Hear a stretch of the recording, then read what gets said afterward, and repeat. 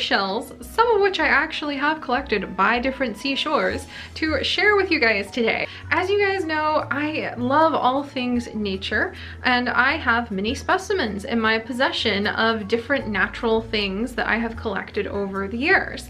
Some of which have been given to me, some of which I have sought out myself, some of which I have found myself, and all of which give me a sense of connection to our natural world, and give me a sense of curiosity.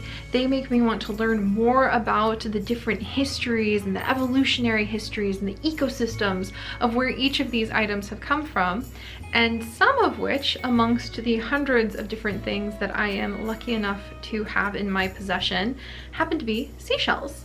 And you know, with The Sims 4 Island Living having come out recently, celebrating like my own Polynesian culture mixed into my favorite video game, and the fact that The Sims 4 Island Living happens to have a seashell collectible collection that your Sims can gather now, I did so many happy dances and squeeze when I saw that, and I realized I've never really shared some of my seashells with you guys before, and I have some really amazing ones. Some of them I don't even know all the details of, and I could actually use your guys' help to like help me identify some of these different shells. And that may sound a little confusing why I have these rare and really precious seashells but I don't know everything about them. And the answer is, it's because my mom is seashell obsessed. At this point, I think you could probably call her a professional collector. She has hundreds of seashells sent to her from all over the world that she curates and looks after and learns about at her home.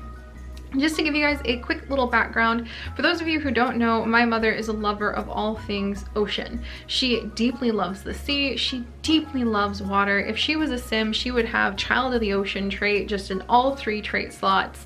That's totally her. And that love of the ocean is actually how she traveled to Hawaii when she went to college there and met my father. And that's how they got me. So my mother loves the ocean, but she has not been to an ocean and she has not been to Hawaii for many years. She's actually never been back to Hawaii ever since she met my dad, because you know, you have a bunch of kids and it's hard to do that. And my mom does have lupus. So she does have lupus, and it has progressed quite aggressively in her life over the past few decades, to the point where she has been bedridden for the past 20 years. And so the majority of my life, my mother has not been able to get out of bed. A little bit of a damper when you love the ocean and you want to go and see the ocean. That's where the seashell collection comes in. My mother's love of the sea has been in some ways really answered by people around the world who send her seashells. She cannot go to the ocean, but she joined a bunch of different seashell groups. She has a ton of sheller friends who love searching for seashells up along the Florida and North Carolina coast, all the way over in the Philippines, up and down Mexico, that she has made online. And those people have been generous and amazing enough that they have sent her precious, beautiful shells, little glimmers of color and beauty and the natural wonders of this world, to her home in the middle of the United States, as far as you can get from either ocean in Missouri, for the past several years. And I think that's a really beautiful thing, which is why I share that story with you guys, because I know how much it has enriched my mom's life to have these colorful, beautiful seashells, and she has given me some of them, and I know they have enriched my life. So that's the kind of deep emotional story behind my different seashells that I have, and why I know some of them are quite rare, they're beautiful, and I have their names written down somewhere in the books that I have packed for our upcoming move. But if you guys happen to recognize some of these upcoming shells, do please let me know. But otherwise, let me go ahead and show you guys some of my favorites. First up is this honkin' big boy. This is a real seashell. I do believe it is a Australian conch.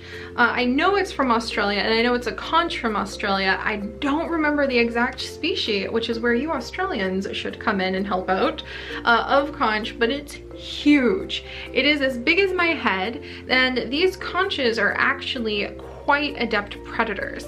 They are, believe it or not, the conches, almost all variety of conches I believe, are predators, and these snails will crawl along the seafloor and consume things in very aggressive manners. So even though it looks so pretty and you might think, oh, you know, seashell, big deal, this guy's a killer. But I love this shell because it is the biggest in my possession, and it blew me away the first time I saw it in person. If I had seen this in a museum, I would think, oh yeah, that's something that lived a long time ago, it's a fossil. But no, these guys are still around, and they are still crunching and munching their way through their prey items around the shores of Australian waters. And yeah, I don't think this one's a good one for it, but some of these, to my knowledge, have actually been used to make noise, like to blow on, as conch shells are used in The Sims 4, and in a lot of literature, you'd probably want to make the hole on the other end, which I would not do to this one, and you can use it as a horn. And I'm not sure if it's this exact variety, but I know the conch shells are used for that, the big ones like this. And I just love it. But this guy I may actually talk about in the future for another specimen spotlight, because like I said, he's actually quite the killer. It's, my mom likes to say that conches are the murder mystery, like murderers of the sea. And when you find a shell that has certain holes in it, or it's been torn apart in a certain way, it's probably this guy. Probably this guy. But yeah, this is my biggest seashell. This is one that just inspires me to remember how little I know about the natural world and how many amazing mysteries are waiting to be discovered out there if I just go and look for them.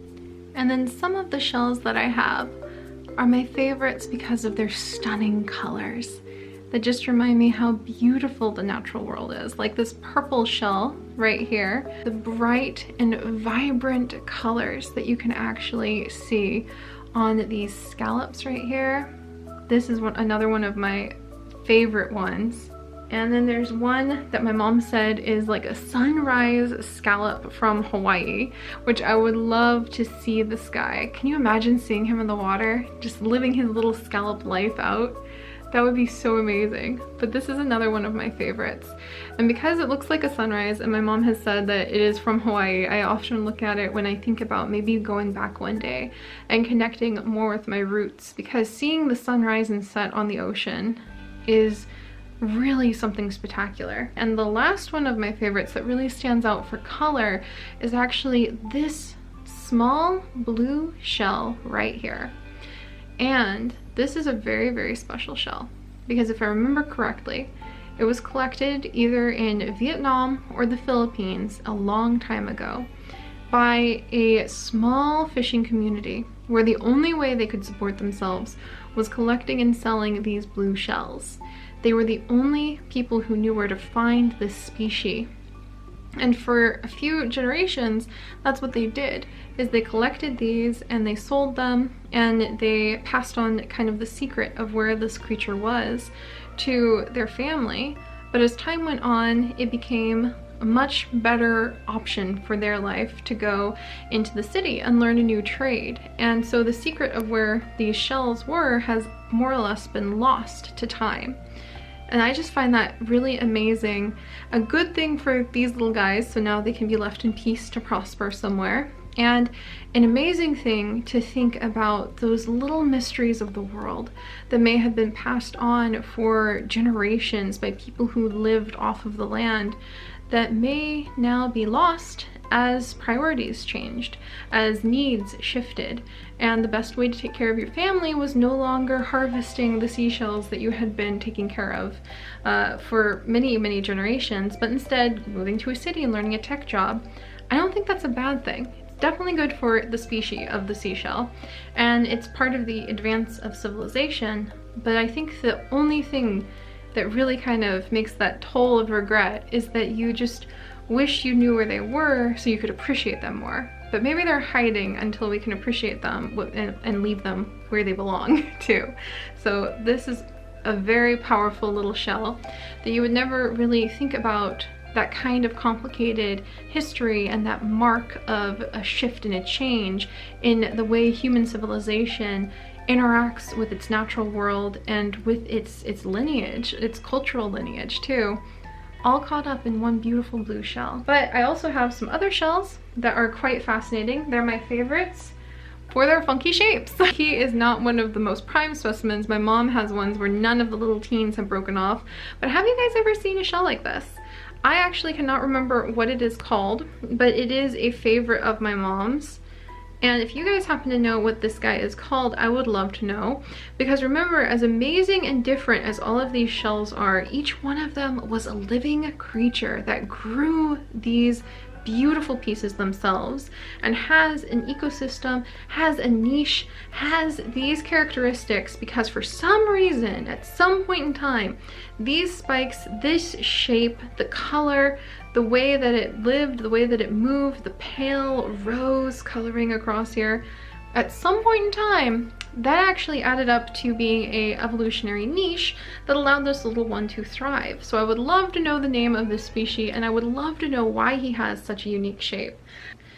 These guys for their shape as well, because they look like little hearts and they're very cool. They're another species that my mother told me at one point, but I just cannot remember for the life of me. So if you guys happen to know what this one is, do let me know. And for funky shapes, I definitely have to say this guy takes the cake. You see those little bumps? This little one, and I'm gonna say his name completely wrong, but he is covered in these tiny little ridges, tiny itty bitty little bumps. Do you see that? And he has the Latin name of something like the pimple seashell. This is another beautiful specimen that I just thought I would show with you guys. Some of these aren't like super duper fancy or special, but because they are so beautiful and lovely, they mean a lot to me. And you can see the perfect little dots on this guy. I can't remember what this little one is, but he's just so pretty. These teeny tiny itty bitty baby conch shells.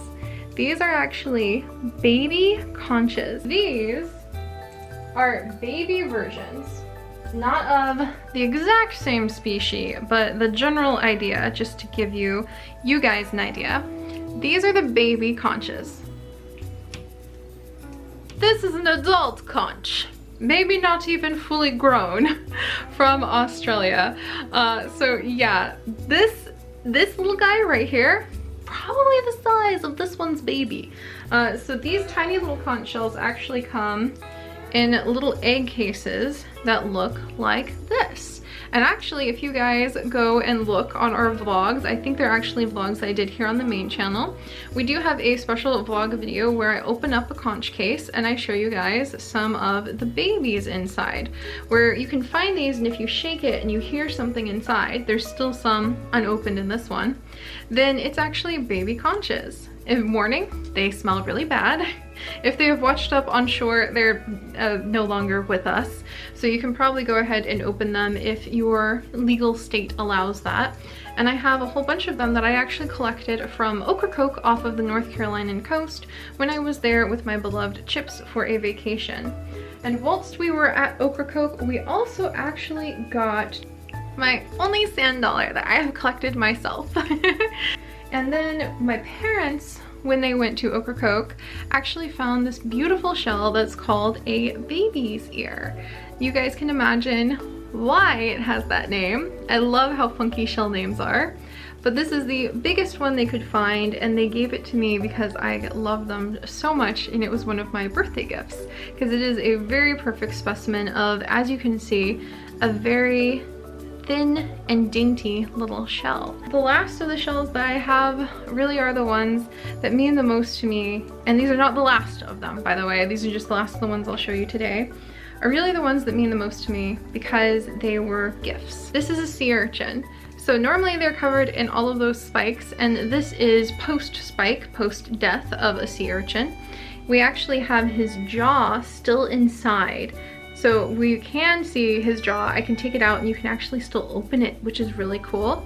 But this one was collected from Hawaii by my beloved Chips. I saw it under the water while we were snorkeling and I just couldn't reach it, so he dove down there and got it for me, and we got permission to keep it. And I just love it, and I'll never forget my sheer excitement swimming against the waves, trying so hard to dive down and reach it, and I just couldn't because I was too short and my arms were too small. and Chips leapt into the water and he got it for me. In fact, these are very special to me because they are one of the very first things I ever got at my PO box, and it is from a wonderful girl named Ela. And Ela, I have never forgotten you. She lives in Hawaii and she sent me a wonderful letter and some beautiful shells, many beautiful shells.